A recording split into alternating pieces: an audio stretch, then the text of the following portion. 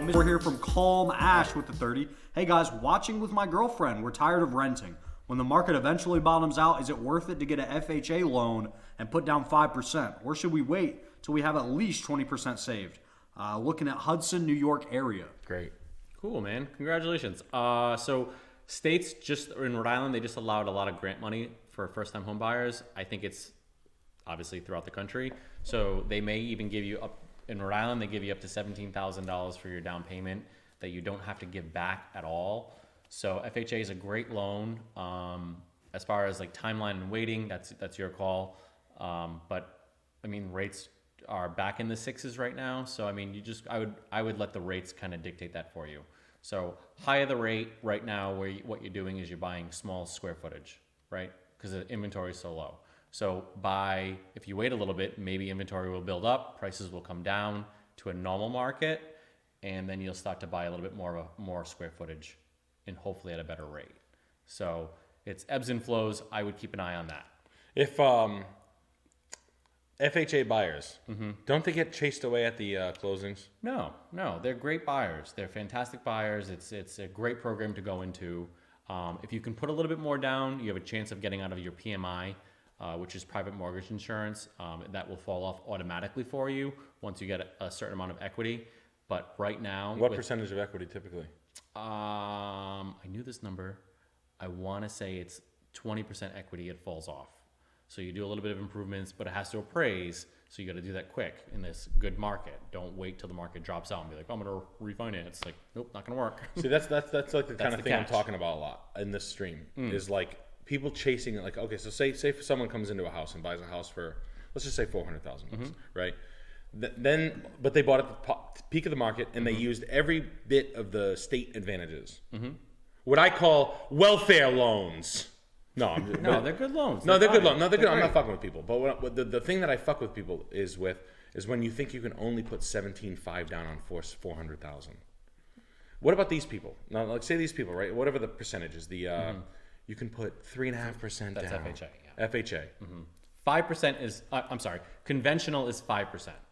So depending on your credit score, you can go conventional at 5% down. It's a 1.5% more. It's not that much more in the grand scheme of things.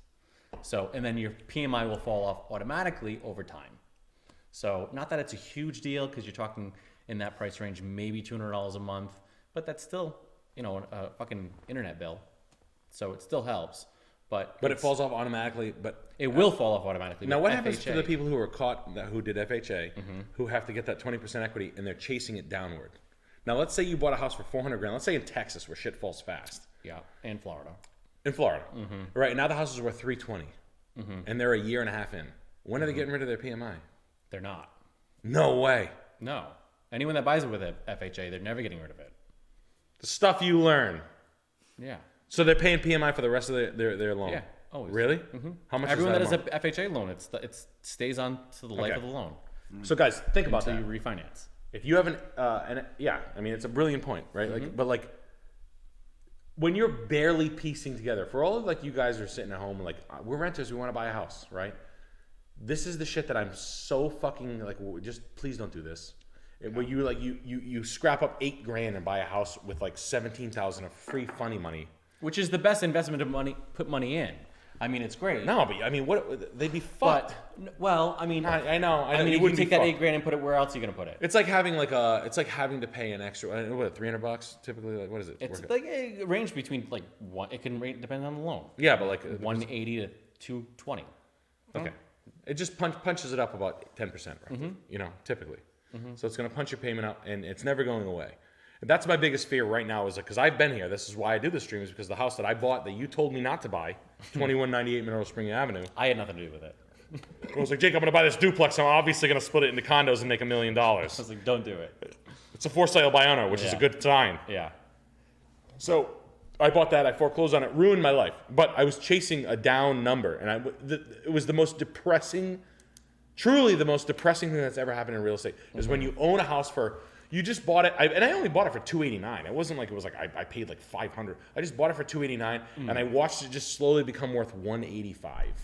And it was like I can't fucking believe I did this. Like holy shit. That could be you if you pieced, and I really didn't. Honestly, I had no business buying that house because I had bought another one.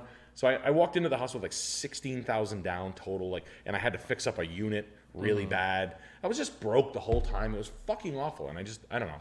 This is why, like when people say they have equity, like, yeah, equity is great, but like that's sky money, right? I mean, equity is equity. It's gonna go away. It's gonna go up. It's gonna go down. Like you may have $150,000 of equity in your house now, which is great, but when the market dips, you may be dead even. So just leave it alone. Don't ever use your house. I personally, my own personal opinion, I would not use your house as an ATM. You're in the best position when you have your house at a lower mortgage amount versus what it's valued at. This way there, if you ever wanted to do a flip, you could do a line of credit at that time to be a cash buyer for your flip property against your line of credit on your own personal home because you have so much equity there. That puts you in a great buying power to buy that flip property as a cash buyer, and then you can take that house, flip it, refinance it if you need to put some money into it and pay that first loan back down, and then sell that house for a profit. That's the best way to do it. That's what I would. That's your standard operating procedure. That's like where you're safely investing and you're safely flipping property. So like me, for example, my house is clearly worth $3.5 million, right? Clearly, and you know that. Yeah. So, and I only owe $100,000 on it. So, yeah, I'm gonna take some of my $3.5 million chunk. No, Yeah. I'm kidding. Pretty hard. Ooh, nice backyard. Nice piece. I like this house. And yes, I do look at houses. I don't see any heat. Is that electric heat in the house though? I think it's it is. electric heat. That's on the back wing as electric heat. Of course. So there's an addition, and the back wing has so oftentimes in the addition, they don't feel like wiring it or plumbing it properly. Just the chat. Yeah. This chat, are we seeing the same one? Yeah. I like it. How much is it? $350. I like it. It's a nice house. I think they Where did are a we? decent Pittsburgh? job. Pittsburgh, yeah. So what did they buy it for? They bought it for $150 in 07. Yeah, I'll take that. I'll allow that. And you're buying it on the down slope. They didn't try to do see this little pulse, this little grab. Just stay away from this number. As long as you're not the schmuck buying the house for these peak numbers and mid 20s. That's all. That's what we're trying to save you. And it's that 40, 50,000 over every night that we're saving. How many? I mean, should you pay 10,000 over ask? That's his answer. Should he pay 10,000 over ask? Over 30 years, yeah, sure. To get the house, yeah, you should. Yeah. What's the difference? Yeah. Would you not look at the house for 360? Yeah. I mean, Right, you would look at it. So I like if it. I think it's 360 gets nice. you the house and you love it, get it. I would check. Should you pay 410? No. There's a cap to that number, right? So you got to figure that out. 390 may be the cap too. I know that sounds crazy, but like there's a difference when you go from people searching $50,000 increments.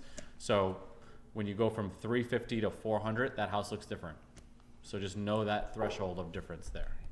So from 350 to 400. 350 to 400. You look at houses. It's a in your very price competitive range. market. That The houses 250 do to look 4. different. Yeah. You might get a 2-bedroom house at 350. You go to 400. You get a 3-bedroom house with 2 full baths. So just know that number. 10,000 is not going to make or break your deal. One question was, how do you improve your credit score? That's a common question that everyone should get the answer to. So 3 lines of credit. So you should open 3 lines of credit card, 3 different credit cards, and pay them on time. So that'll help you. That'll boost your credit score up.